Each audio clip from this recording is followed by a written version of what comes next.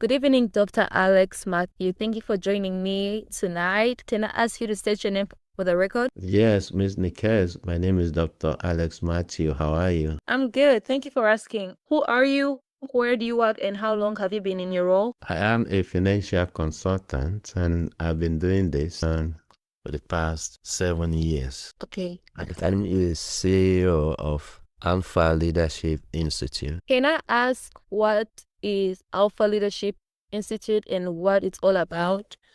Alpha Leadership Institute is a financial service providing institute where we teach alternative education of entrepreneurship in finance. That's good. Can I ask how long you've been in that position? 7 years now. 6 to 7 years right now.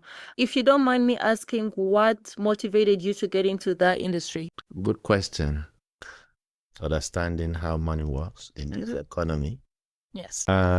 Most people go through school, even though they study finance, they don't really understand how money works. Yeah.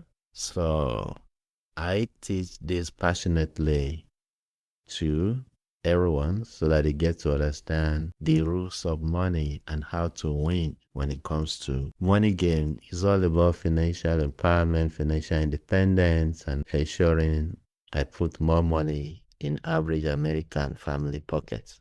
That's good. Well, you did, according to your title, I do see that you have a title of a doctor. Is it in the medical field or like a PhD doctor? And if PhD, can you please explain it? Yes, I do have PhD. I am not a medical doctor. I'm a doctor of money. I deal with finance, so just like medical doctors who make their clients get better when it comes to their health, I equally make my clients get better when it comes to their money. That's good. What would you say in those 6 to 7 years that you've been working in the consulting field, what has been your greatest career achievement in role? Well, since this is not just about me, but about empowering, I would say it's more about people. I think one thing that jump at me will be whenever I design a financial GPS for my clients, the smile on their faces goes a long way because these are folks that everyday family losing money when market crash. And I set them all with an index fund and then they stop losing money. They grow, they gain money, and of course it is tax free. So it's rewarding. I could remember a client that I helped out, I think that was a couple of years back. I helped her create a $1.6 million estate using life insurance that built cash flow. Unfortunately, she was involved in auto crash and she passed just 5 months into the plan. The family got paid $1.6 million. They were able to pay off their mortgage, their car notes. The kids are going to go school without student loan. So those are the things that keeps me going, helping families and individuals. That's amazing. Why do you say that? Because you do say that you like helping people learn about the markets and help them, because these are the things that they don't teach everyday people about.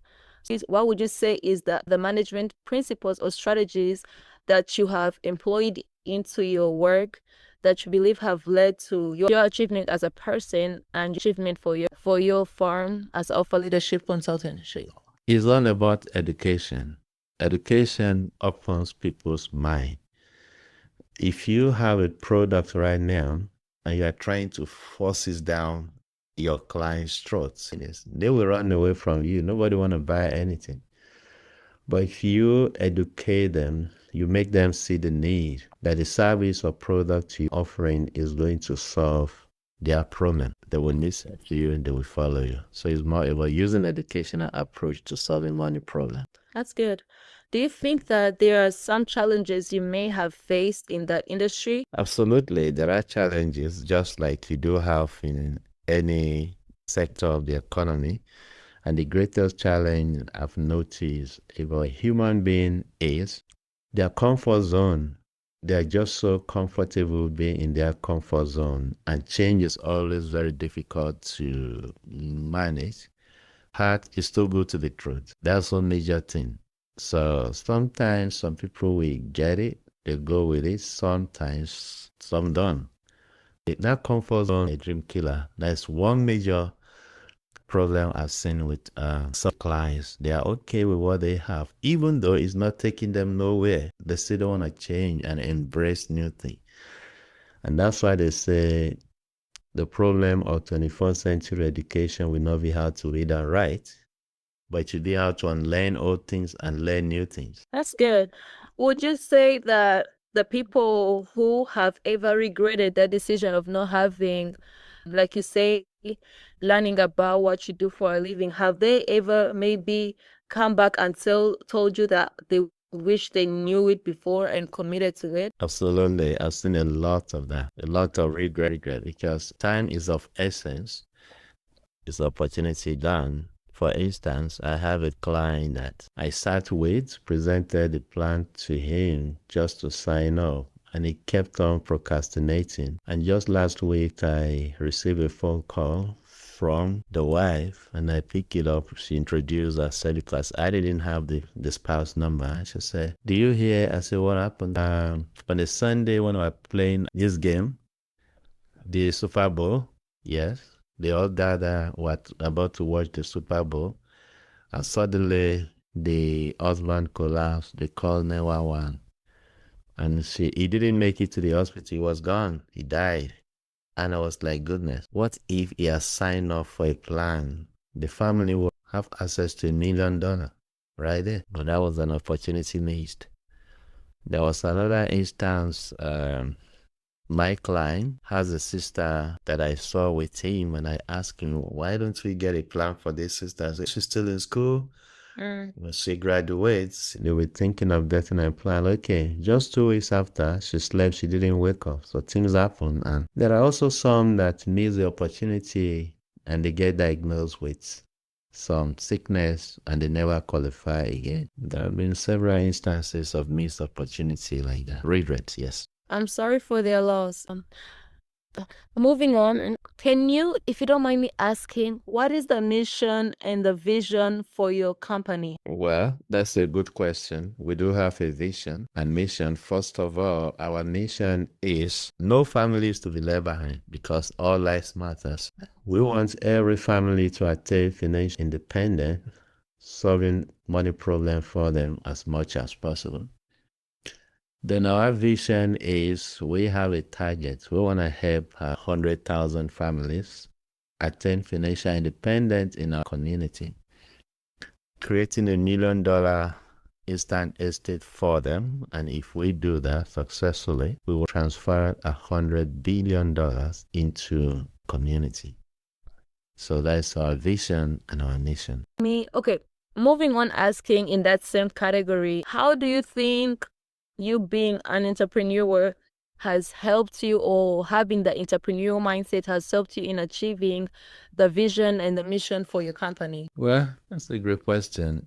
Entrepreneurship is a tough journey, and for you to succeed as an entrepreneur, you must have something that you're looking up to that wakes you up every day.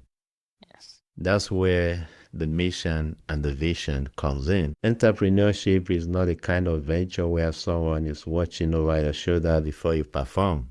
You need to get up and make it happen. It doesn't matter how difficult it is. But if you do have a vision board, this is where I'm going, and this is the vehicle that's taking me there. Because vision is where you are going, and the mission is the vehicle that will take you there. So those two things wake me up every day. I want to help as much family as possible because we have Vision 2030. In the next 5 years, Sorry, do you mind sharing the vision of 2030 with us? Yes, in the next 5 years, we want to help 100,000 families. So we have a time limit to it. So between now and then, 100 licensed dedicated team members has to help 100,000 families create $100 billion in estate. And if 100 team members does that, they will get paid $10 million in the next 5 years. So it's not free. That's what mission does and vision.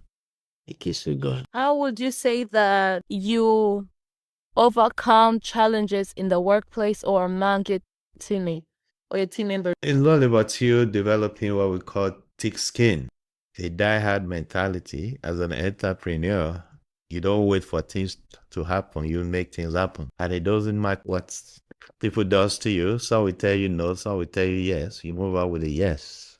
If you get a no, definitely you get a yes. So all you are looking for is how to make your clients make an informed decision that will better their lives. That's good. Am I a Christian? Yes, I am a Christian. I'm a minister. Thank you. And in addition to that question, I wanted to ask, there is something called servant leadership. How do you think you can be a better example of how Jesus was? And though, of course, being in greater power than his disciples, he came on earth and became a servant, and he showed them an example of how to be low in the kingdom. How do you think you implement that in your company? Leadership is a position of being a leader is different from being a boss. It's on a job that you find bosses that push people just perform. That's all they care about.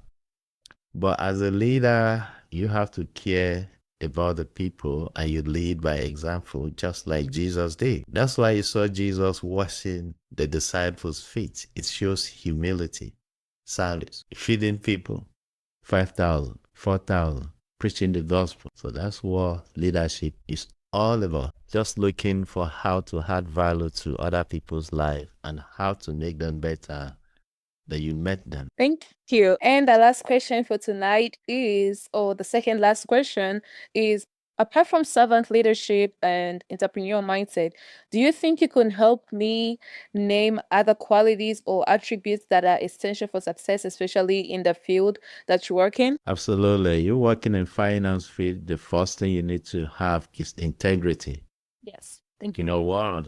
Let them take it to anywhere. It has to remain because you can succeed as an entrepreneur, especially in finance, with integrity.